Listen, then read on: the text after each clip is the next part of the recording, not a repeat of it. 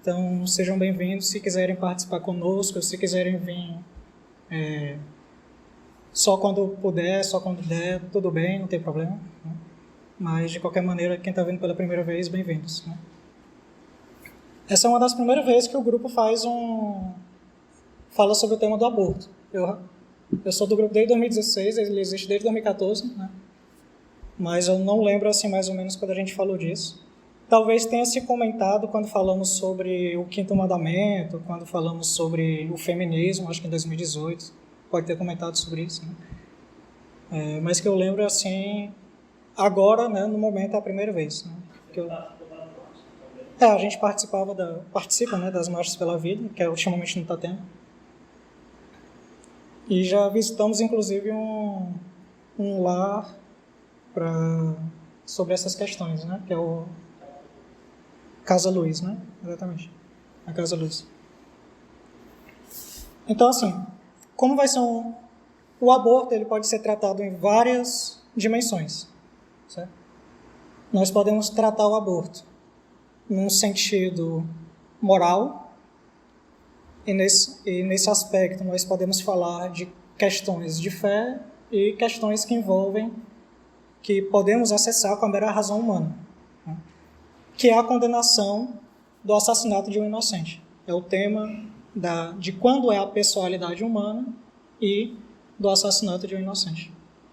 Mas pode se tratar também do aborto em questões de estatísticas e políticas. Então, tratar de como está o aborto no mundo, quais são as fundações que promovem, quais os países que liberaram, como é que está no Brasil, judicialmente, legalmente, né? Essas são questões mais práticas, políticas, institucionais, estatísticas, que pode se tratar do aborto. E existe uma terceira maneira de tratar o aborto, que é o lado mais médico, que aí já é tratar de como é o procedimento, quando acontece, quando os médicos que apoiam geralmente indicam, quando eles não indicam, são questões mais médicas. Quando é que dizem que é para abortar, mas que na verdade é um perigo para a mulher, né, fazer esse tipo de coisa, apesar de que sempre é um perigo para o nascituro, né? Então, eu vejo assim, que dá para tratar nesses três ângulos. Eu vou tratar principalmente do primeiro ângulo, que é a questão ética. Okay? Não vou tratar muito de questões estatísticas, institucionais. Eu não vou citar aqui as instituições que fazem verdadeira colonização cultural, que o Paulo Francisco chama, né? Que são quando países ou instituições de países mais ricos ficam injetando dinheiro em países pobres para poder promover colonização cultural. Por exemplo, na África, que eles ficam empurrando goela abaixo a questão do aborto, sendo que lá a maioria das mulheres não praticariam isso. Ou então, lá que eles empurram a questão da antinatalidade, sendo que lá na África, culturalmente, não existe isso. Tanto que se você pegar... Eu trabalho nesse campo do ensino, e recentemente eu vi uma estatística demográfica, né? Assim, como é que vai ficar daqui a 50 anos a questão das idades, né? Se os países vão ser mais jovens, mais velhos, e daqui a 50 anos, o único continente que a maioria dos países vão ser mais jovens, as pessoas, são os países africanos, né? Porque lá as pessoas têm filhos, né? O livro vai dizer, não, porque lá é pobre, entendeu? É esse o motivo, porque é pobre, então porque não tem dinheiro para comprar anticonceptivo.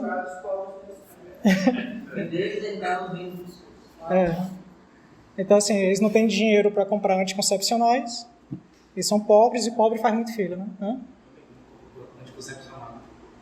Quê? Ainda bem que não compram. Ainda bem. Graças a Deus. Então, eu vou tratar aqui do tema principalmente no âmbito ético, filosófico e também religioso, né? Porque somos católicos, então não podemos deixar de tratar desse âmbito, certo? Não somos agnósticos nem nada do tipo. Vocês podem fazer perguntas ou intervir, fazer comentário, acréscimo, porque você sabe de alguma coisa a qualquer momento, certo? A qualquer momento podem tratar disso. Eu vou primeiro mostrar como o homem conhece o direito à vida, certo? Depois, tratar de, mais ou menos, de maneira bem simples, como é o desenvolvimento embrionário. Depois, qual é o juízo da igreja? Não, depois, o que é o aborto? O juízo da igreja acerca do aborto. Quais são, da parte da mulher, os perigos do aborto? E, depois, como, através da razão, da ciência, nós podemos condenar o aborto. Após isso, eu vou elencar uma série de argumentos favoráveis ao aborto, principalmente através da negação do direito à vida do nascituro, certo? Eu vou usar preferencialmente aqui nascituro, que significa aquele que vai nascer, que está para nascer, assim como a gente usa crismando para quem vai receber o sacramento da crisma, certo? Mas às vezes usarei zigoto para designar o primeiro estágio do nascituro, que é quando ocorre a fecundação da união dos dois gametas, né, o espermatozoide masculino com o óvulo feminino. E ali nós temos o zigoto, que é o primeiro estágio do desenvolvimento embrionário. Depois vai para o cistoblasto e etc. Mas isso aqui não cabe tanto assim os nomes, né? E evitarei o termo feto, que geralmente se utiliza. Apesar de que é um termo que está dentro atualmente da literatura acadêmica, a tendência semântica do termo feto é coisificar o nascituro. Por quê? Porque uma das estratégias daqueles que defendem o aborto são duas estratégias. A primeira é coisificar o nascituro. Então a gente transforma ele numa coisa e, sendo uma coisa, nós podemos fazer o que quiser. Assim como nós nos fazemos coisa para Nossa Senhora, e assim ela pode fazer o que quiser, porque ela nos guia melhor do que nós mesmos, né? Assim também, de maneira satânica, eles coisificam o nascituro para poder fazer o que quiserem com ele. E o segundo método, e esse a gente vê muito na mídia e etc., é também semântico, né? Porque assim, nessas guerras ideológicas e etc., o papel da linguagem é muito importante, né? E hoje, principalmente hoje, que as pessoas são contaminadas de nominalismo, né? Não existem essências, só existem nomes, nós simplesmente damos nomes para as coisas. Não existem essência e nada tem natureza, né? Então a guerra geralmente é semântica. Então você vê assim, a questão da ideologia de gênero, a questão também envolvendo a questão dos pronomes, etc. Tudo isso é guerra semântica, né? É simplesmente palavras. Porque eles querem mudar a nossa concepção da realidade através da mudança das palavras. Tá? Então, uma das maneiras que tem, e isso acontece muito principalmente na mídia, é a utilização do eufemismo para o aborto e assuntos relacionados ao aborto, para que assim haja um amortecimento da sensibilidade da pessoa perante a questão.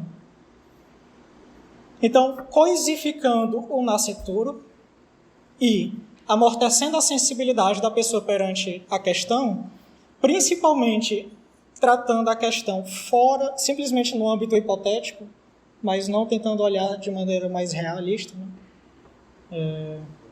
Assim acontece a promoção do aborto, né? E dentro disso, né, coisificação do nascituro e a questão semântica, entra também o sentimentalismo. Quando eles querem, a partir desses dois, eles injetam o sentimentalismo e a partir daí querem massificar a opinião favorável ao aborto. Eu ia dizer exatamente isso agora, do sentimentalismo, né? Também eles, não sei se É certo, mas eu acho que eles usam muito a falácia espontânea na questão de problematizar coisas na questão do aborto que não tem a ver com a essência do ato. Uhum. Então, tipo assim, eles falam da mulher pobre, da periferia, não sei o quê, que não tem condição de cuidar, ou a mulher violentada, porque como se ela já sofreu violência, então, por algum motivo, isso justifica que você mate outra pessoa. Então, Sim. é meio que um espantalho para poder... Exatamente. Por isso que eu falei, até eu acho que eu não fui muito claro. Esse distanciamento do ato é justamente através disso. Eles vão tratar de coisas que são que estão envolvidas na questão, na circunstância, mas não é essencialmente o ato do aborto, né? Eles vão tratar de coisas que são periféricas, acidentais, circunstanciais, e que sim têm seu peso, não para justificar o aborto, né, mas para tratar da gravidade do assunto, de que é um assunto complexo, certo? Assim, tratando de uma questão periférica e sem falar do ato, aí é um amortecimento da sensibilidade, né? Ou seja, se eu não falo do ato, eu estou falando de outras coisas, a pessoa ela dirige a sensibilidade que seria para o nascitur para outras questões e assim esquece o assassinato, né? É o amortecimento da sensibilidade.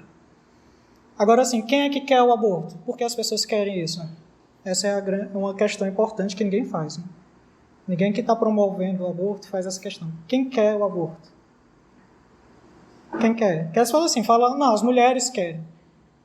Não, atualmente elas querem, algumas, né? Algumas, porque foram conduzidas a isso, né?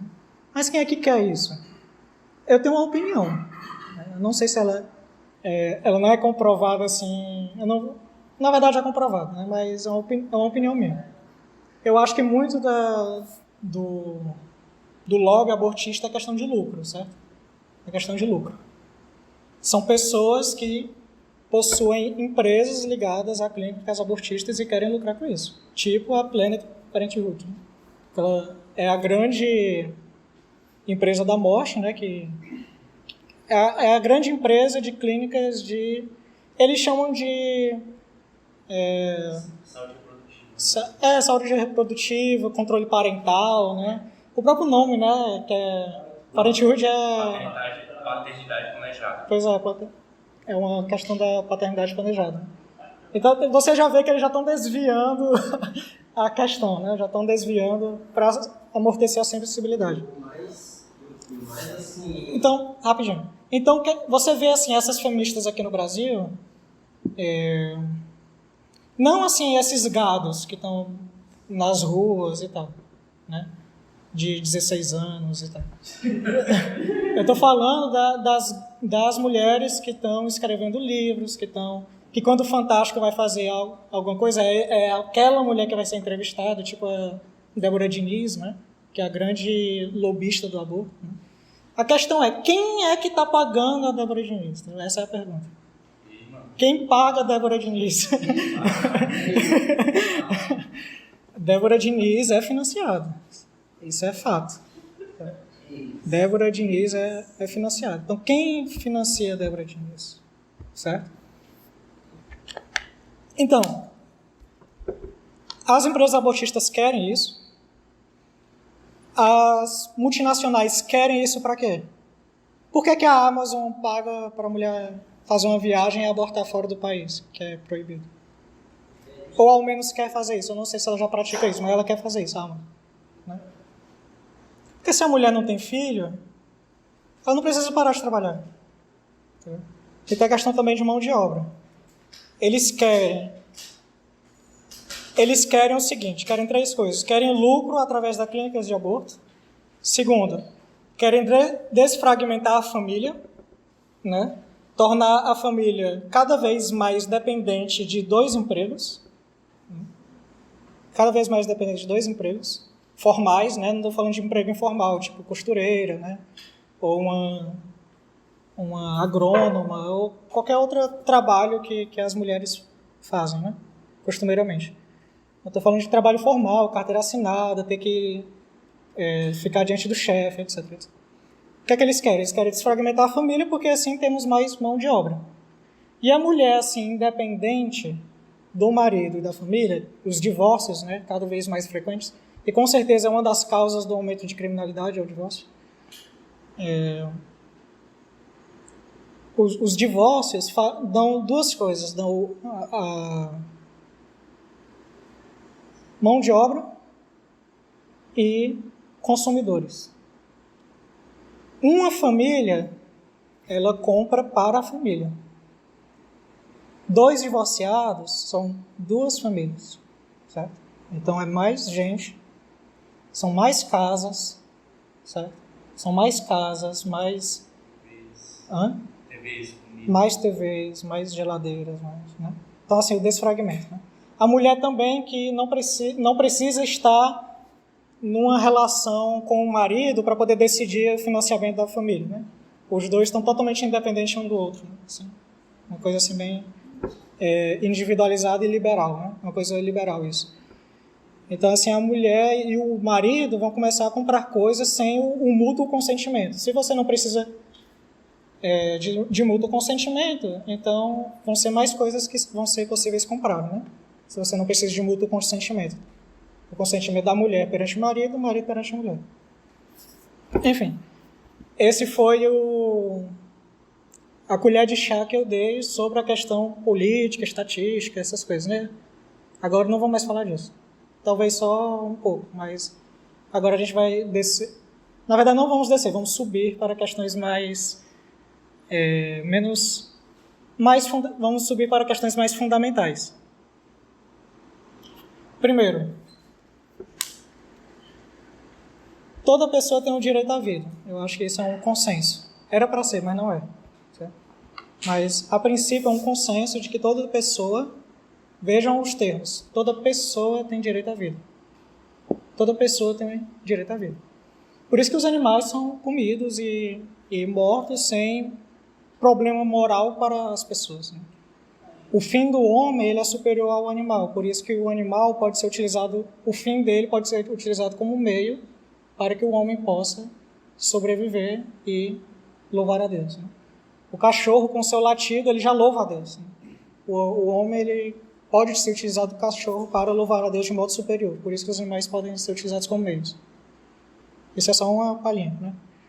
Mas toda pessoa tem direito à vida. Quando alguém chega e nega isso, já não tem mais discussão. Para mim, né? Para mim não tem mais discussão. Na verdade, eu apoio criminalizar essa opinião. Não sei vocês. Para mim, um livro que fale que uma pessoa não tem direito à vida deve ser proibido, censurado. A pessoa deve ser multada, né?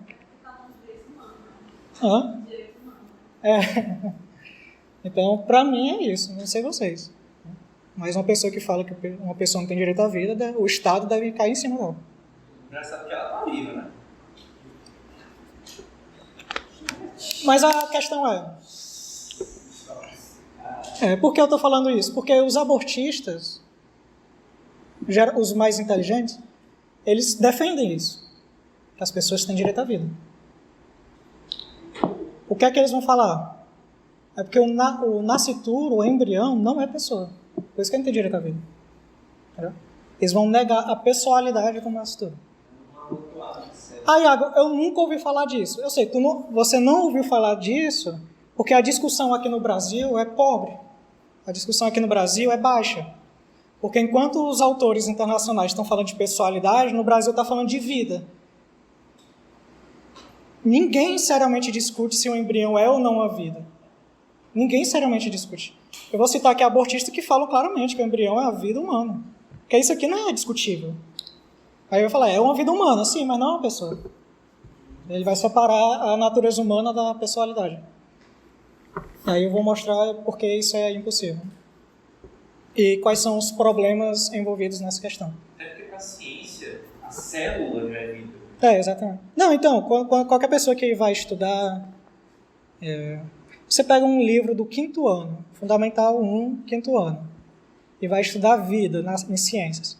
E vê lá as características da vida, vai ver lá metabolismo, geração, Então, qualquer coisa que tem metabolismo, geração e outras propriedades, você pode dizer que é vida. E a ciência discute se vírus é vida ou não. Mas a ciência não discute se célula é ou não vida. Tanto que se estuda na biologia, né? Mas enfim, é só uma questão semântica, né? Engraçado que os abortistas não colocam que bactérias, que são seres celulares, têm vida, mas fetos. E tem célula, não tem vida. Então, é porque a discussão, na verdade não é só no Brasil. Eu lembrei agora de vídeos de gente internacional falando dessas coisas. A discussão é baixa, é pobre, entendeu? Até nos meios midiáticos, quando vão fazer aqueles artigos super inteligentões e tal, citando cientistas, vão ficar discutindo lá se o embrião é vida ou não. Poxa, é óbvio que é vida. Né? Nenhum abortista sério, se é que é possível ser sério, mas é que eu vou citar aqui alguns. Filósofo ético que trata desses assuntos e outros médicos, eles não discutem isso. É uma discussão boba essa. O que eles vão discutir é se é a pessoa ou não. É outra questão. Apesar de que para nós é algo óbvio, se é humano é pessoa, né? Mas eles vão separar a questão. Certo? Porque para eles, o que é uma pessoa, o que gera o ser humano é quando ele tem as características, quando cresce os meios, os pés, né? E não algo antes disso. Não, então, eles não vão... Quem discute seriamente isso, eles não questionam o que é humano. Sabe por quê? Porque é um ser vivo, de DNA humano, distinto do pai e da mãe, e único. Certo? Não é um pelo, porque pelo tem DNA humano, mas um pelo não é um organismo complexo. Então, um pelo não pode ser, não tem um metabolismo complexo, ele não pode gerar nada, e eu vou mostrar que o embrião pode gerar. Certo? Um pelo não pode fazer nada disso, o pelo não tem vida independente, né? Não tem viabilidade, que a gente chama, que é vida fora de um outro ser, né? Então, quem discute seriamente isso não questiona que o embrião é um ser humano. Por quê? Porque ele tem DNA humano e é único. E é vivo. Então é humano. Se não é humano, é o quê? Qual é a espécie dele? Aedes aegypti?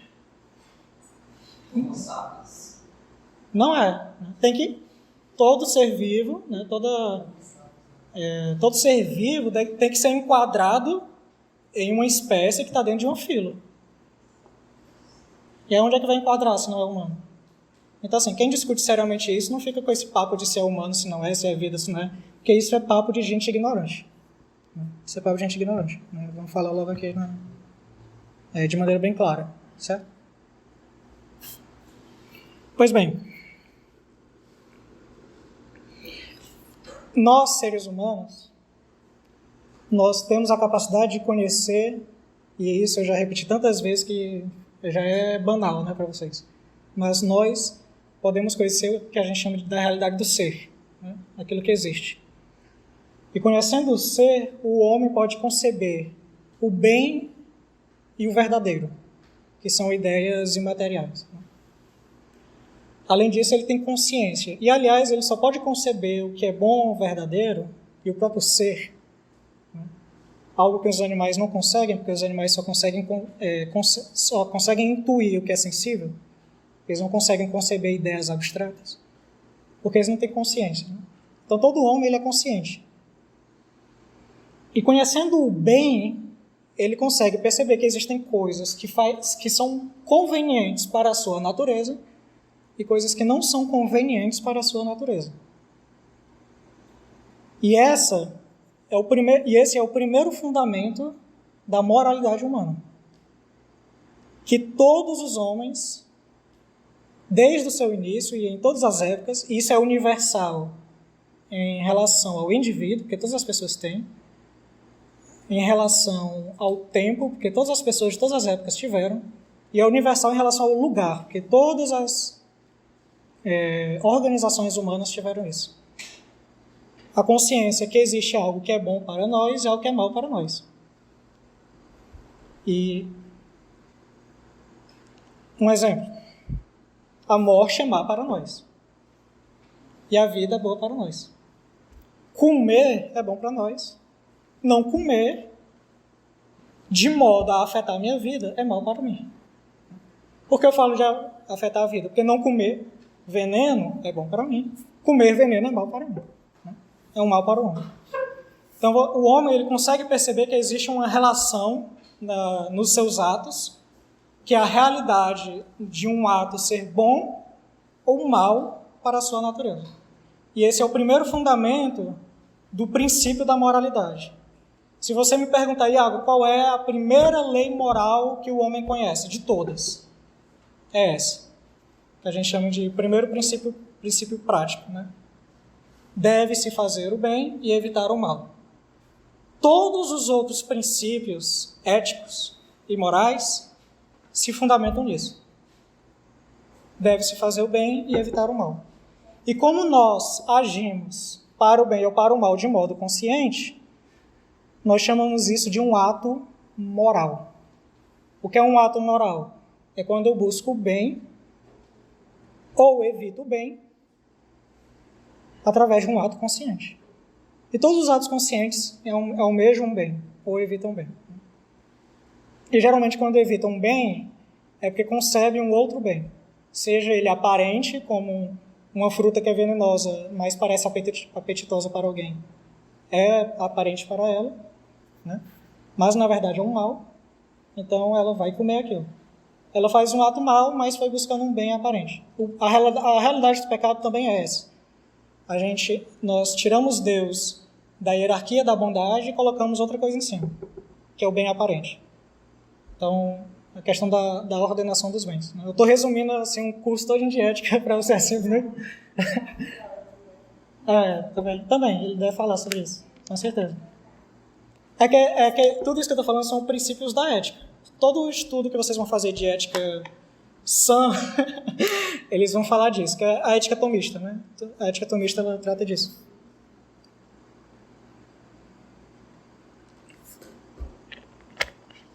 Por isso nós conhecemos que a vida é um bem para nós. Então, eu devo buscar a minha vida. E se eu ajo contra a minha vida, eu estou fazendo um ato moralmente mau. Aí que entra realidades mais profundas ainda, porque o homem chega ao conhecimento de Deus, descobre que, na verdade, descobre que a sua natureza é ordenada por Deus. Então, contrariar a sua natureza, ele não contraria só a si mesmo. E aí São Tomás diz que é um ódio acidental, que todo pecado é um tipo de ódio a si, né? Que a pessoa odeia a si mesma. Ela procurando um bem aparente, ela faz um mal a si. Então você vê que ele percebe que o ato moral não só contraria o homem, mas contraria o próprio Deus. Porque Deus que ordenou essa natureza. Então você vê assim que a coisa vai ficando cada vez mais grave, né? Porque antes ele contrariava ele. Mas quando ele chega ao conhecimento de Deus, que é algo bem rápido na vida humana, assim, não é algo assim, algo bem espontâneo na vida humana, ele percebe que agindo de modo mal, ele vai contrariar algo que tem dignidade infinita. E por isso o homem, ele percebe que não só ele tem direito à vida, mas os outros também têm direito à vida. Porque contrariar o outro homem é contrariar a natureza humana que eu concebo. Porque não só sou eu que sou homem, todas as pessoas são homens, todas as pessoas são humanas. Então, quando eu mato o Davi, eu estou contrariando, eu posso não estar contrariando a mim particularmente, mas eu estou contrariando a natureza humana, que, coincidentemente, eu também sou homem. Né? Então, percebendo que é um mal para mim, eu percebo que é um mal para a natureza humana, e Davi é a natureza humana. Mas não só isso, eu estou contrariando aquele que deu essa natureza a Davi, que é Deus. Então, assim, é uma coisa assim mais grave. E olha que eu estou só no campo da natureza, nem estou no campo da fé. Porque quando entra a fé, aí a coisa fica ainda mais... fica mais interessante. A brincadeira. Opa. Então, o homem, em todas as sociedades, ele viu a gravidade da vida. mesmo que em sociedades mais primitivas, aqueles que possuem ou não direito à vida fica uma coisa nebulosa. Certo? Então, por exemplo, na sociedade romana, com todo aquele esplendor, né, que a gente fala, era normal o aborto e o infanticídio. Certo? Detalhe, infanticídio, ou seja, criança depois de nascida. Certo? E é interessante isso. Sempre que eu falar em infanticídio, eu entendo qualquer nascituro que acabou de nascer. Infanticídio. Matou uma criança. Certo? Por isso que existem em países ou estados em que o aborto é permitido até o nascimento, tem médico que ele nasce só, perdão falar disso, mas ele nasce apenas uma parte do membro e mata com a cabeça dentro da mulher, né? Através da sucção do cérebro. Um jato, né, que puxa o sangue. Isso com 9 meses, certo? E por que ele faz isso? Porque se ele matar com a cabeça fora, é infanticídio. Aí é ilegal. Se ele mata com a cabeça dentro, é legal. É o que a gente vai discutir, que é a questão do túnel mágico da mulher, né? O útero mágico. Mais conhecido como maturidade, né? Acho que é verdade. Eu vi um nome técnico. E como eu vi em espanhol, eu não sei se é o mesmo em português. É por isso que eu estou com receio de falar o nome. É o mal da gente se basear moralmente pelo judicialismo, né? Porque... o positivismo, né? É um tecnicismo isso aí, né? É o mal do positivismo, né? Quando você... Porque as leis, elas devem se basear na realidade, né? As pessoas, elas invertem. A realidade é baseada na lei. Então, para o médico, ele faz isso. Talvez ele nem pense assim, essas questões de realidade e lei. Na verdade, ele só está querendo salvar a pele dele. Essa questão de não nascer. Mas tem gente que pensa dessa maneira, né? Principalmente juízes paranoicos.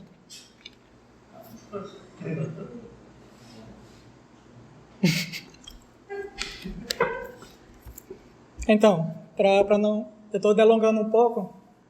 Eu estou na introdução. Mas é porque Mas também tem muita coisa que eu estou falando que eu peguei lá da frente, eu trouxe para cá. É que eu sou meio desorganizado. As ideias vão vindo, às vezes eu puxo coisa que eu ia falar lá na frente e trago para cá. É o hipertexto, né? Hã? É o hipertexto. É o hipertexto. Né? Então, todas as frases que eu vou falar estão aqui, eu vou catando. Desculpem por me delongar, agora eu vou voltar ao meu... Só quem lê o livro da vida vai entender. Pois bem, então, a Igreja Católica, por ser verdadeira, ela está compatível com a razão humana. E por estar compatível com a razão humana, ela vai defender a sacralidade da vida. Então ela vai dizer, né? No documento Donum Vitae, que foi lançado, às vezes eu vou citar a Donum Vitae e às vezes eu vou citar o Evangelho Vitae. A Donum Vitae é de 1887. 1987, no papado de São João Paulo II, e foi assinado por Cardeal Ratzinger, né? Na época. E a Evangelho Vitae já é uma encíclica de São João Paulo II e que tem muitas citações da Donum Vitae, que a Donum Vitae trata dessa questão do aborto. Então a Donum Vitae vai dizer: a vida humana é sagrada porque desde sua origem ela encerra a ação criadora de Deus e permanece para sempre numa relação especial com o Criador, seu único fim. Só Deus é o dono da vida, do começo ao fim. Ninguém, em nenhuma circunstância, pode reivindicar para si o direito de destruir diretamente um ser humano inocente.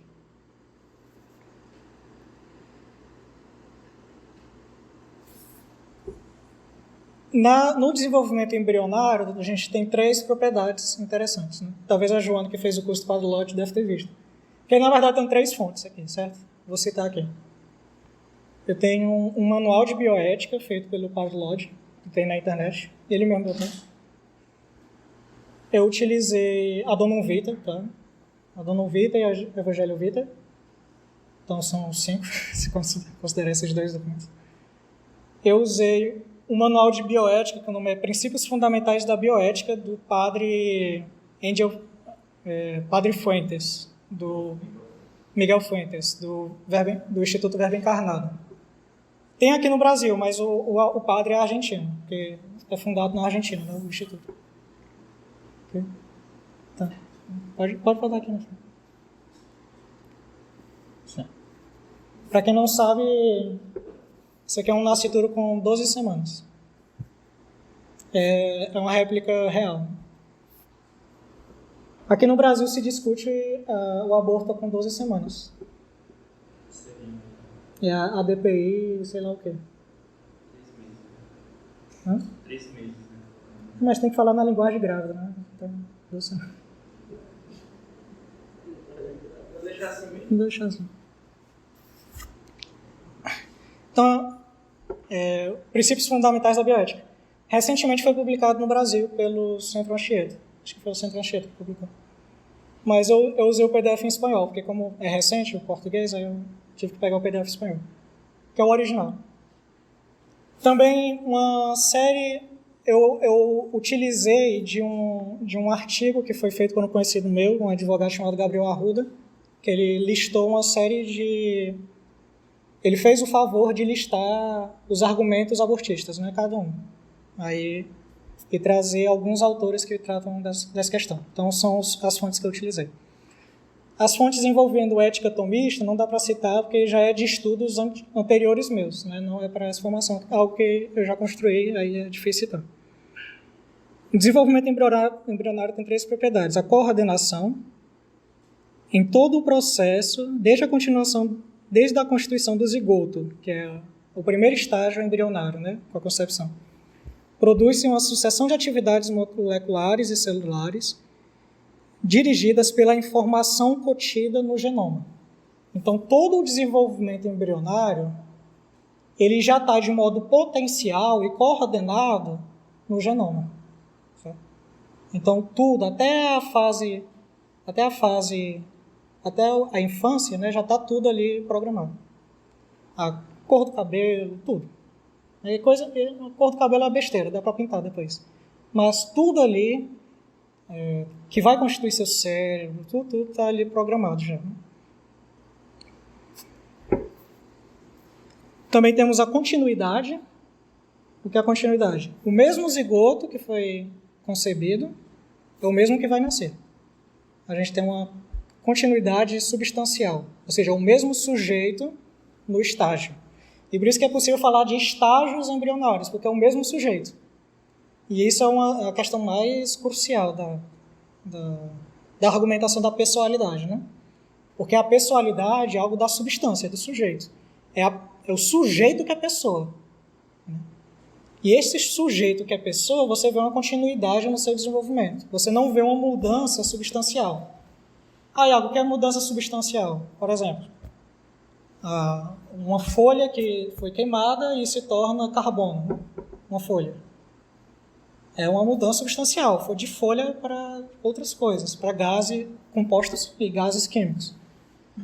O gameta masculino e o gameta feminino são substancialmente algo diferente do zigoto.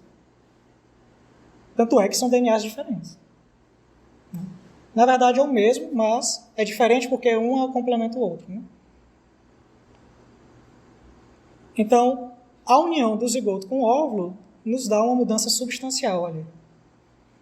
Se nós não falarmos que é uma mudança substancial, teríamos que dizer que o filho é um pedaço da mãe e um pedaço do pai que está andando por aí. Mas ninguém em sã consciência falaria isso. Por quê? Porque é uma mudança substancial, é um outro sujeito. A questão é que os argumentos contra a pessoalidade vai dizer o seguinte: isto que se desenvolve, uma hora é uma coisa e outra hora é outra. É uma mudança de sujeito, é outro sujeito. Porque uma hora é pessoa e outra hora não é pessoa. E a gradualidade, né? Algo gradual. É um desenvolvimento gradual, isso aqui é óbvio, né? São as 3 propriedades do desenvolvimento. Isso aqui é a título de informação, né? Aí nós temos a fecundação, ou concepção, ou fertilização, que se dá de maneira completa entre 12 a 24 horas, né, a partir do contato do espermatozoide com o óvulo. E depois, cerca de 6 dias depois, nós temos a anidação, que Isso aqui vai ser... Vou fazer um desenhozinho, porque depois eu vou falar da gravidez ectópica. Tem a ver com isso. Não deixa aí. Aqui no turno da mulher. O óvulo ele vem daqui. Certo? O zigoto, ele consegue no óvulo, não aqui. Ele consegue aqui. Certo?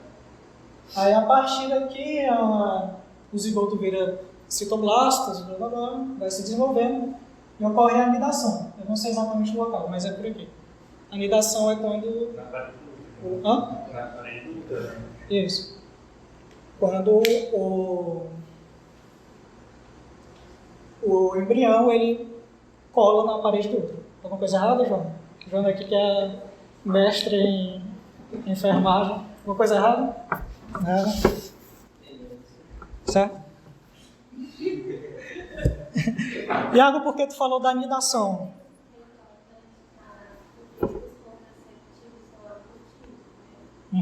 Exatamente, porque o contraceptivo traz um hormônio que mata o citoblasto já, né? Enfim, o embrião, independente da formação, antes da anidação, antes dele colar no útero, né? Antes do... Por que tu falou da anidação? Porque vai ter abortistas que vão defender o aborto antes da anidação. Aí que entra contraceptivos que são abortivos, como pílula seguinte, etc. Aí a gente vai ver porque antes ou depois da anidação, tanto faz. Continua a pessoa. Então, para condenar, nós primeiro precisamos definir, né, o que é o aborto. O aborto é a morte deliberada e direta, independente da forma como venha realizada, de um ser humano na fase inicial da sua existência, que vai da concepção ao nascimento. Essa é uma citação da Evangelium Vitae, de São João Paulo II. Então, o aborto é uma morte provocada. O aborto, no caso, é o aborto provocado, né? Não é o aborto espontâneo. O aborto provocado é a morte deliberada e direta. Que depois eu vou falar do aborto indireto, que na verdade é um termo impreciso, mas enfim. Deliberada e direta. A pessoa quer matar o embrião, certo? E ela busca isso diretamente, é o aborto provocado. Qual é o juízo da igreja acerca disso? É algo óbvio, né? Mas eu acho sempre importante citar. Declaração sobre o aborto de 1974. Ora, sob o ponto de vista moral, isto é, isso aqui é no papado de São Paulo VI. Isto é certo mesmo... Prestem atenção nas palavras.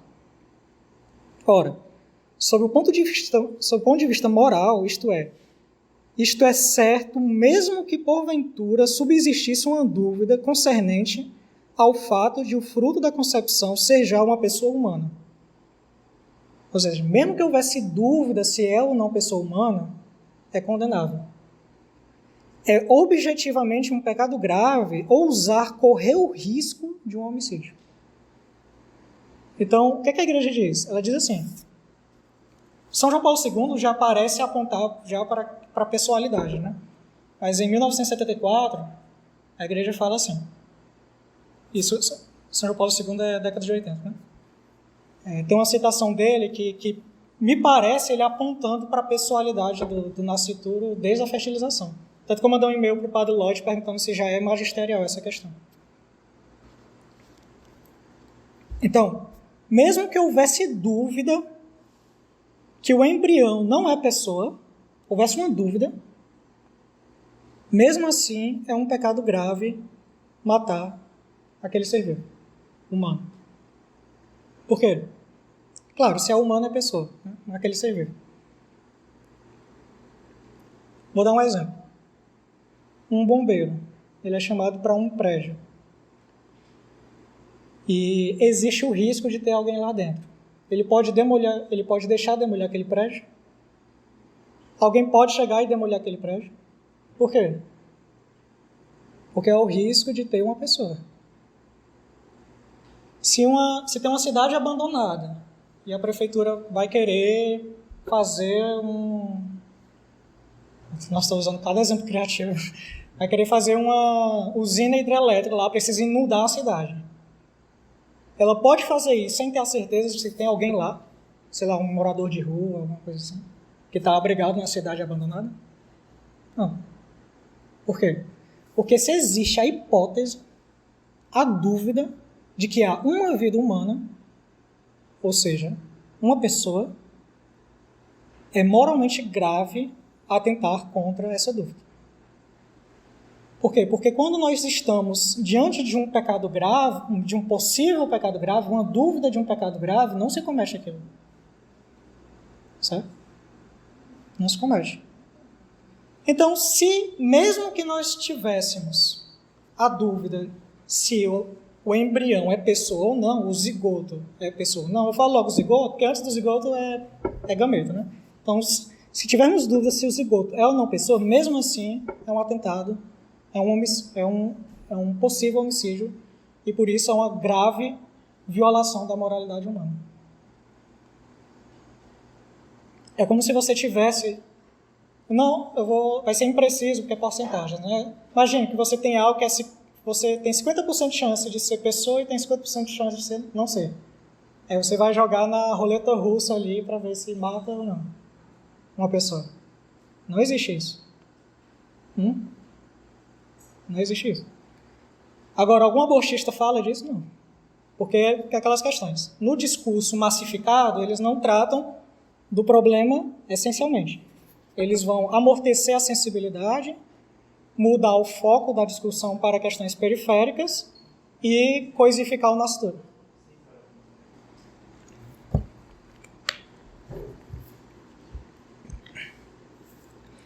Adorno Witter vai dizer: a partir do momento em que o óvulo é fecundado, inaugura-se uma nova vida que não é a do pai nem a da mãe, mas sim a de um novo ser humano, que se desenvolve por conta própria. Isso é importante, né? O desenvolvimento do embrião, ele não é um ato passivo, ou seja, meramente da mãe. Passivo em relação ao embrião, né? Ele é ativo também. O embrião, ele participa do seu desenvolvimento, né? Inclusive, ele ajuda a mãe para que ela tenha saúde, para que ele se desenvolva. Então, não é só ativo, é mais do que ativo, né? Ele inclusive auxilia o instrumento pela qual ele está se utilizando. Então, a esta evidência de sempre, a ciência genética moderna fornece preciosas confirmações. Demonstrou que desde o primeiro instante se encontra fixado o programa daquilo que será este ser vivo. Uma pessoa. Esta pessoa individual com as suas notas características já bem determinadas no genoma. São parênteses meu. Desde a fecundação tem início a aventura de uma vida humana, cujas grandes capacidades, já presentes em cada uma delas, apenas exigem tempo para se organizar e encontrar prontas a agir. É Adorno Witter. Quer dizer, me parece isso aqui uma clara ensinamento magisterial da pessoalidade do embrião. Por que eu estou falando disso? Porque há séculos atrás, principalmente, existia uma discussão entre os escolásticos se o embrião era pessoa ou não. Por quê? Porque eles não conheciam o modo da geração. Os medievais não sabiam como a coisa se dava. Eles tinham a autoridade de Aristóteles, que Aristóteles fala que a mulher dá o sangue, o marido dá o esperma, aí a umidade da mulher com o aquecimento do homem. Enfim, tem a teoria lá da Aristóteles, que é primitiva, né? Que é algo que com o avanço científico a gente foi desenvolvendo como é que funciona a coisa. Os medievais não sabiam. Então, era normal ter essas disputas com relação a quando é que a pessoalidade começa. Por exemplo, Tomás de Aquino, ele não dizia que a pessoalidade começava na concepção. Ele dizia que primeiro vinha a forma vegetativa, depois a forma sensitiva, até Deus criar a alma humana e assim ter um ser humano ali. Eu lembro de patrísticos. São Justino Romano, se não me engano, Santo Isidoro. Tinha alguns que acreditavam que era já no momento.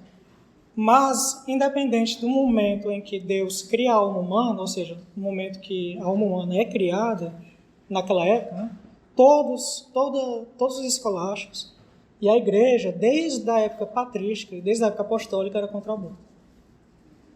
Na Didaquê, né? Primeiro catecismo. Exatamente. O próprio São João Paulo II cita a Didaquê, que é o catecismo da primeira era cristã, né, dos primeiros cristãos, e já lá havia condenação. Tanto que Deus já proibia, né, já tínhamos na Escritura a questão da proibição. Temos na Escritura claramente Deus falando do conhecimento dele pelo nascituro, né, do amor dele por nós já no ventre da mulher. Já dentro de São João Batista também. Mas também tem essa questão da dúvida. Mesmo que São Tomás dissesse, não, isso aqui, a personalidade humana, acredito que começa aqui. Ele não teria a imoralidade de dizer que é permitido antes, porque seria soberba, já que ele não tem a certeza, né, de quando é que a personalidade começa. Então, mesmo é o que a igreja disse na década de 70, né? Mesmo perante a dúvida, continua sendo imoral, porque a dúvida ela deslegitimiza a questão. Tá? E os dados sensoriais, ou seja, meramente o conhecimento científico de como a coisa funciona, não diz se tem pessoalidade ou não. O que diz é o conhecimento da razão humana, certo? A partir desses dados e a partir da filosofia. Na questão da Imaculada Conceição, porque... Tem relação com isso, mas eu não vou entrar nisso por causa do tempo, porque tem muita coisa ainda e a gente tem pouco tempo. Mas é uma boa questão. Se a personalidade começasse a ter concepção, correria isso. Tinha escolásticos que tinham dúvidas por causa dessa questão. Por causa dessa questão. O próprio São João Batista, né, que pulou da alegria dele, só deixar dela, quando Nossa Senhora visitava. Mas vejam que vocês estão citando, no teu caso, São João Batista, estão citando casos que eles já acreditavam que ali teria personalidade, os escolásticos. Né? Eles claramente acreditavam. A questão é no início. O início da concepção. Mas, enfim, não é uma questão... Hoje de modo geral, já é o consenso, né, da pessoalidade. E a própria igreja já ensina isso. Esse princípio da dúvida é o que a gente chama de princípio fundamental da vida humana. Princípio fundamental da sacralidade da vida humana. Que mesmo perante a dúvida, é imoral atentar contra a vida humana. Aí eu trouxe uma série de citações de manuais acadêmicos de bioética e de medicina, falando da questão das propriedades do embrião, que mostra claramente ali a vida, a humanidade e a pessoalidade. Mas eu não vou ler por causa do tempo, e é enorme, mas eu vou dar o documento para vocês, aí vocês podem dar uma olhada. Mas basicamente é aquilo que eu já falei antes, né? O novo indivíduo que está ali, ele claramente é vivo, porque ele tem metabolismo, ele tem todas as propriedades da vida, que a gente aprende desde o 5º ano, do Fundamental 1. Ele é humano, ele tem DNA humano e é um organismo complexo, independente do pai e da mãe. Inclusive o DNA dele, o genoma dele, é diferente do pai e da mãe, né? É outro ser. Ele é individualizado, então é possível separar a mãe do seu nascituro, do seu embrião, do seu filho, apesar da macaquice feminista, que diz do meu corpo, minhas regras, etc. Né? Macaquice. A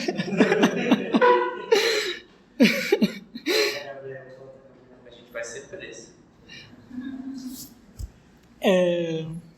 Mas enfim. Onde é que eu estava? Sim, não está falando de quê? Da separação da... Sim, a separação da mãe e do filho, etc. E pronto, e se é a natureza humana, é o mesmo indivíduo humano que a gente vê que cresce, que se desenvolve. Se é de natureza humana, então é pessoa, porque a natureza humana é pessoal, é racional. E nós não temos a consciência Nós não somos pessoa porque temos consciência, é o contrário. É porque somos pessoa que temos a consciência. A pessoalidade é o fundamento da consciência. O fundamento da consciência.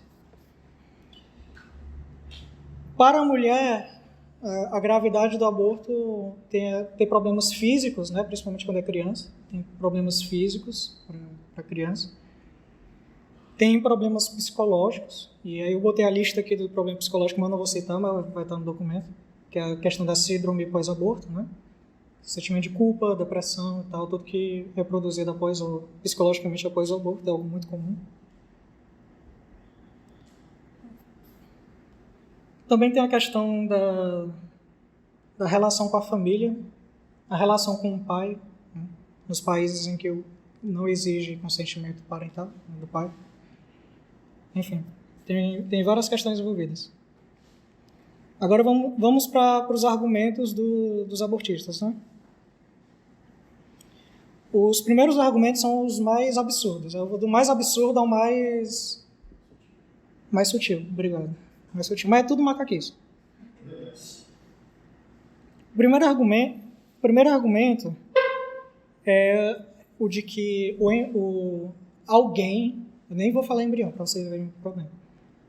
Alguém só é pessoa, um ser humano só é pessoa se ela tiver desejos, anseios e consciência após o nascimento. Quem defende isso são dois abortistas famosos, chamado Peter Singer, que é conhecido como Dr. Morte, e o é lindo, né, esse apelido, Dr. Morte. E Tuley, né? Os dois defendem de que alguém só é pessoa quando tem desejos, anseios, etc. E o que eles tentam argumentar em relação às pessoas com coma, ou pessoas com deficiência mental, etc? Eu vou entrar nisso. No caso do Peter Singer, ele vai dizer que pessoas deficientes e crianças não são pessoas. Eu não sei o Tuley, mas o Peter Singer ele vai dizer que não é pessoa. Sabe? É criança. Até criança. Porque uma criança, por exemplo, uma criança de 2 meses, ela tem desejos, anseio, consciência. O deficiente é ele. Hã? O deficiente é ele, né? O deficiente é ele. Então, ele apoia o aborto após o nascimento, ele, Peter Singer. Aí é infanticídio. Não, obrigado. Exatamente, ele apoia o infanticídio. Obrigado. Ele vai dizer, aí ele vai ser arbitrário.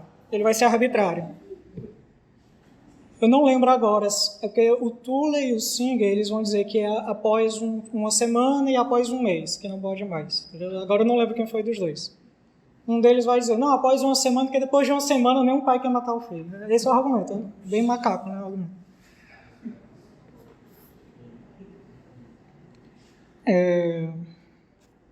E aí ele vai dizer, o Peter Singer, ele é pragmático, né? Ou seja, a ética dele é baseada na busca do prazer e o evitar a dor. Então ele vai mostrar que como os animais sentem dor e buscam também a sua satisfação pessoal, não, né? Mas sua satisfação enquanto animal, busca de modo inconsciente, ele vai dizer que a gente não pode ser especistas, ou seja, colocar o nascituro, o bebê, acima dos animais. Não é possível fazer isso, porque ambos querem o prazer e querem evitar a dor, e não têm consciência. Isso tem relação com o evolucionismo moderno, porque para o evolucionismo moderno, todos os animais... Todas as espécies são... Porque assim, quando você vai catalogar a árvore filogenética, uma das 5 milhões que tem todo dia, enfim, quando você vai catalogar, todos os animais, por mais serem primitivos, eles existindo agora, eles passaram pela mesma quantidade de mutações, etc. Então são todos iguais, né? Porque eles estão existindo juntos e passaram todos pelos tipos de adaptação. Sim. Então é uma consequência disso. Aí ele vai, para não igualar de modo absoluto, ele vai dizer o seguinte: quem tem a consciência pode se colocar de algum modo acima dos animais. E por isso quem tem consciência é pessoa, e assim tem o direito à vida, né? Mas as crianças deficientes mentais, que não têm consciência, não têm anseios e desejos, não são pessoas, então são equiparáveis aos animais. Ele tem uns 80 anos, viu? Só pra dizer. É vivo ainda. É vivo.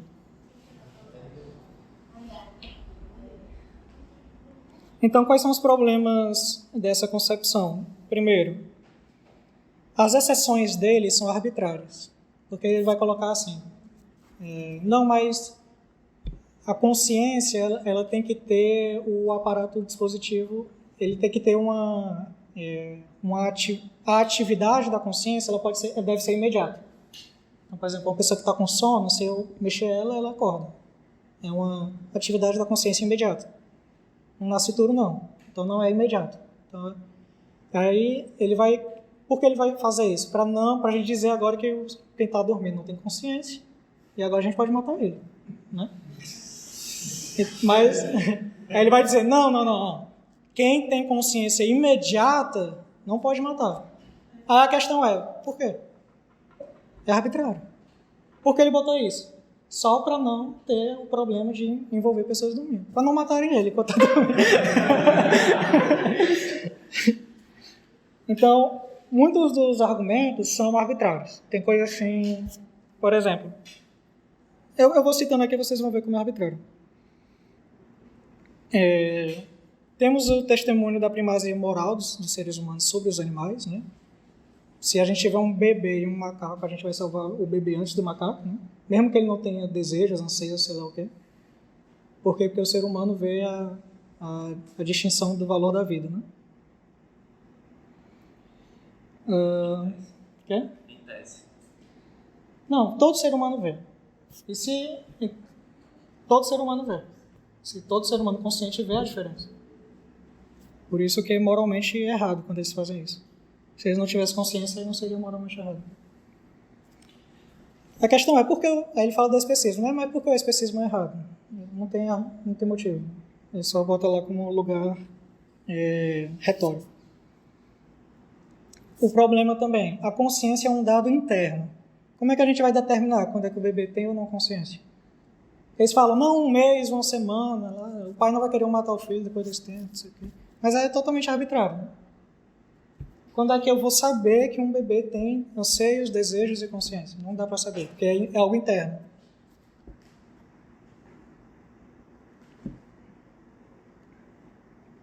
A necessidade de massa encefálica necessária para o exercício da razão exclui aqueles que possuem dano cerebral ou aqueles que possuem merocrania. Merocrania é quase anencefalia. A pessoa não tem o cérebro totalmente organizado, mas é um cérebro desorganizado, coberto por um material lá que protege o cérebro, né? Mas é muito pequenininho. Geralmente a pessoa vive 2 anos, por aí. É muito pequenininho o cérebro. E é desorganizado. É quase anencefalia, quase. Mas ainda tem uma massa encefálica ali. Então, essas pessoas, elas nunca vão ter o anseio, o desejo. Na verdade, assim, a gente tem caso de uma menina aqui que teve merocrania, que a gente vê que ela parecia ter uma consciência. A mãe dela, médica, relatava isso. Mas, de qualquer maneira, para esses filósofos, não teria os desejos, anseios e a consciência. Aí é que está o problema. Não, eles não possuem como é que eu posso dizer? Como é algo interno, eles não têm acesso à consciência do bebê, né? Então não tem como dizer. Então é um critério arbitrário. E pessoas que têm um dano cerebral muito grave, elas vão perder os desejos e anseios, porque elas têm um dano cerebral, coma por causa disso, né, desse dano cerebral. Aí a pessoa diz, não, mas vai morrer de qualquer maneira. Tá, mas... Tá, é absurdo o que tu disse, mas... E se em um futuro próximo nós tivermos dispositivos suficientes para que o cérebro que está com dano cerebral grave fosse reconstituído? Que não é impossível. Você está limitando a ação de Deus, né? Que ele pode, Sim. por vontade dele, querer prolongar a vida com um milagre, né? Também. Então, essa questão do tempo é outro absurdo, né? Porque a pessoa fala assim, não, o anencéfalo, ele só vive poucos meses, um ano. Tá, mas se você diz que o valor, a vida é medida pelo tempo, então a partir de que momento a pessoa tem o direito à vida? Ela tem direito à vida pela sua condição de pessoa humana, ou ela tem direito à vida pelo tanto de tempo que vive? Tem essas questões. Se você relativiza o direito à vida pelo tempo, nós vamos tender a coisas cada vez mais absurdas. Se já é algo absurdo, mas imagine que vai estender cada vez mais o tempo. É possível acontecer isso, né? Legalmente. E essa questão da merocrania, né, do dano cerebral grave, o cérebro pode se desenvolver no futuro próximo. Nós poderíamos ter os mecanismos necessários, suficientes para fazer a reparação desse cérebro. E aí? Não era pessoa humana, aí agora que foi reparada a pessoa humana. Antes era, não era mais, agora é. Aí a pessoalidade se torna episódica. Uma hora é e outra hora não é. Imanentista. É porque, no fim das contas, no fundo de tudo aqui, é o materialismo. Tá? É só o materialismo. Então é tudo ou nada. Ou ninguém tem direito à vida, porque tudo é matéria, e você está dizendo que existe direito à vida, essa pessoalidade, essas palavras que você está usando, por mera conveniência, para a gente não sair se matando uns aos outros. Ou você diz que existem realidades imateriais, pessoalidade, direitos, né, natureza humana, essas coisas, e existe o direito à vida, de fato, e a pessoalidade. Esse papo de pessoalidade com gente que é materialista, para mim não cola não. É só lugar retórico. Tem gente que defende no momento do nascimento. Aí os argumentos são reconhecimento social, as pessoas vão reconhecer aquele ser como pessoa, e aí ele teria a pessoalidade. Então, reconhecimento social. Eu já expliquei o que é reconhecimento social, né? Qual é o problema disso? Primeiro, o reconhecimento das pessoas é algo de exterior, não é algo de objetivo. Se numa sociedade, por exemplo, determinar que ciganos não são mais pessoas, perdeu o reconhecimento social. O nazismo mesmo fez isso na prática. Então, essa questão do reconhecimento social é complicada por causa disso. Se numa dada sociedade tirar a pessoalidade de um determinado grupo, do Davi, por exemplo. Ninguém gosta do Davi. Ninguém gosta do Davi. Ninguém mais. Davi perdeu o reconhecimento social. Já fazem isso, né, com as pessoas com síndrome de Down. Em alguns países. Sim. Coitado do Davi, ele foi morto, tem síndrome de Down. Não disse isso não. Cara. Outra coisa. Só pode se reconhecer o que já existe, né? Então, o reconhecimento da pessoalidade só pode ocorrer se já existe a pessoalidade. Então, não pode haver a troca. Você tem imbecil, precisa nem responder. Exatamente. Justificar-se atrocidades por meio do reconhecimento social. Naqueles que assumem aí tem aqueles que assumem uma postura legalista, né? Ou seja, o reconhecimento da sociedade. Que, de certa maneira, já existe isso. Por quê? Um dos argumentos no STF para a legalização do aborto dos anencéfalos é porque os médicos atuais usam como critério para a morte a inatividade cerebral, que é um pouco arbitrário, convenhamos. Então, cérebro inativo, pessoa morta. Certo? Ora, anencéfalos não tem massa encefálica, só tem tronco cerebral. Logo, já nem é vida. Na lei. Porque na lei, quem está com o cérebro inativo está morto. Então, na lei, anencéfalo nem é vida. Tanto é que se você olhar os noticiários, quando a pessoa tem médico que chama de sobrevida, e nem chama de vida. Não, a sobrevida do anencéfalo. Assim. Temos como natimorto, ou seja... natimorto. O anencéfalo, ele consegue nascer, ele sobrevive, tem casos que sobrevivem por 1 ano, ele tem batimento cardíaco e tal, só não tem massa encefálica. E aí você pergunta, tá morto isso? Se eu não me engano, na lei, vocês, é permitido o aborto nessas circunstâncias. E na lei, em caso de... aí o que eu estou em dúvida se é microcefalia ou anencefalia. Microcefalia. Anencefalia também. Só que na verdade, assim, de modo objetivo, não é que é permitido, é que não é punível. Aí usam a semântica dizendo que é legal. Só que na verdade não é legal, é que não tem punição. Então até na legalidade eles usam coisas semânticas para confundir a gente. No Brasil, no direito, na lei civil, não é permitido. Certo? A questão é que no direito criminal eles tiraram a punição. Mas no direito civil ainda tem... Todo mundo tem direito à vida desde a concepção no direito civil brasileiro. Todos esses aqui é no momento do nascimento. A pessoalidade chega na hora que nasce. Ou seja, é o útero mágico. A pessoa saiu do útero, é pessoa. E é esse aqui, localização espacial. Ou seja, está dentro do útero, não é pessoa. Saiu do útero, é pessoa. E aí qual é o problema? O lugar não define o que somos. Esse é o primeiro argumento. Aristóteles, já na Grécia, dizia que o lugar é um acidente, não uma substância.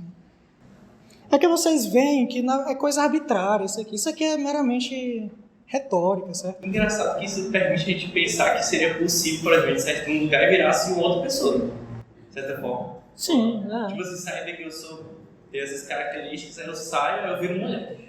Não nada, assim, depois eu entro em outra sala e viro negro. Não, então já estão fazendo isso um pouco a ideologia de gênero, né? A pessoalidade se torna episódica. Então, de novo, essa questão. É pessoa, não é pessoa, tá? E se... Lembrando, quando em assunto... Na filosofia, existem os argumentos que a gente chama... Na filosofia analítica, eles chamam de mundos possíveis. Argumentos da possibilidade. Na filosofia, principalmente quando questões éticas e tal, a gente usa muito possibilidades. Porque se existe um caso em que é possível, a coisa já não é mais universal. Entendeu?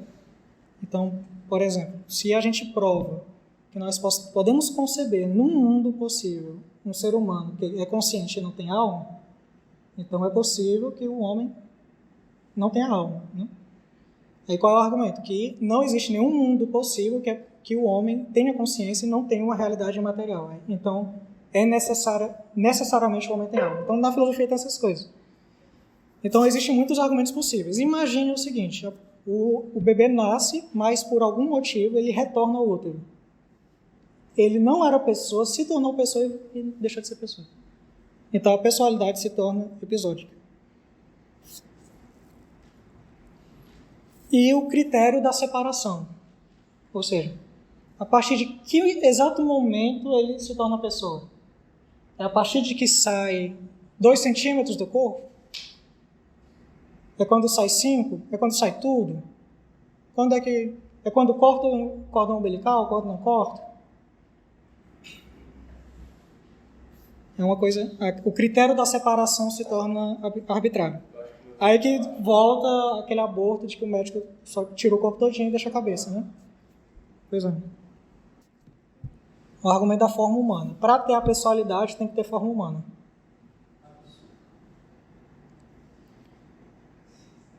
Se torna arbitrário a partir de que momento o embrião tem forma humana. Quando é que tem? E qual é o exato momento que ele tem e 1 segundo antes ele não tinha?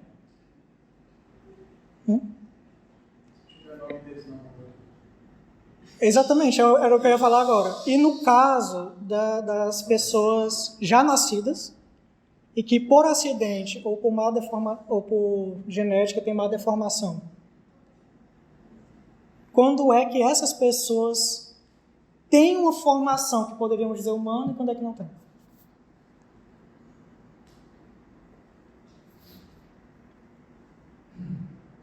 Sem falar que a forma humana, por exemplo, aqui tem 12 semanas, né?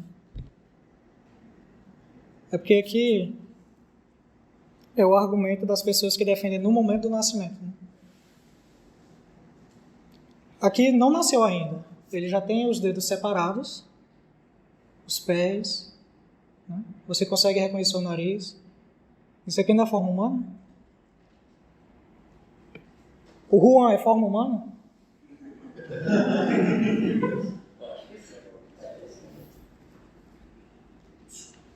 Além disso, a personalidade admite graduação? Alguém mais pessoa do que eu. Ou seja, exatamente, pessoas que são formas humanas, que são mais pessoas do que outras formas humanas. Tem outro que é o argumento pragmático, acho que é o mais absurdo. Na verdade, não é o mais absurdo, mas é um dos mais absurdos. Que é quando o nascituro ele já tem utilidade social. É o pragmatismo, exatamente. Outra justificativa para a visão de que a personalidade começa no nascimento se pauta-se em colocar-se o marco inicial da pessoa humana naquele momento que foi, no momento, não é nem utilidade, né? Mas no momento que for mais conveniente para a sociedade. Então vamos só falar os mais brasileiros, certo?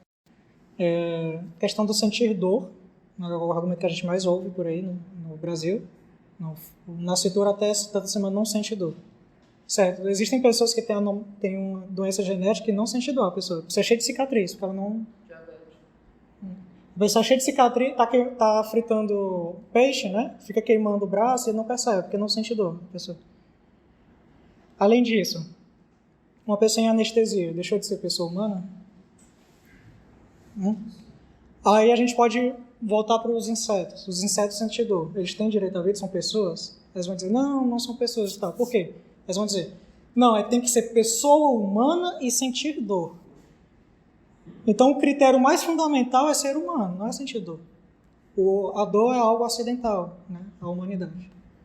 Você colocou sentir dor para poder matar.